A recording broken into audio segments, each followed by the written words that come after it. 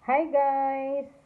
For today's video ay i-unbox natin tong binigay ng amo ni Banang. Yan o, La Mallorquina, Astorga. Cookies yan guys. Binigay niya nung Friday. Ayan o, sarad, nakasil. Binili daw to ng amo niyang lalaki. Tapos marami daw kaya binigay sa kanya. Niregalo yung isa sa kanya. Ayan guys, tingnan nyo naman.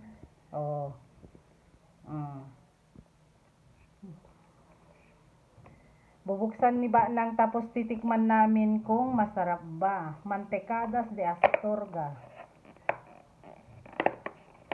Mantikilya flavor. Parang ganun.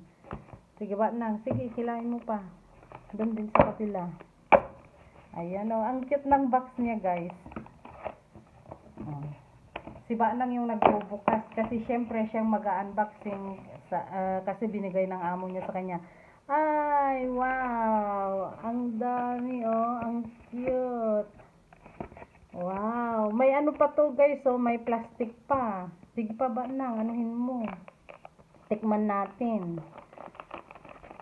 Ay, ganyan. Oh, wow.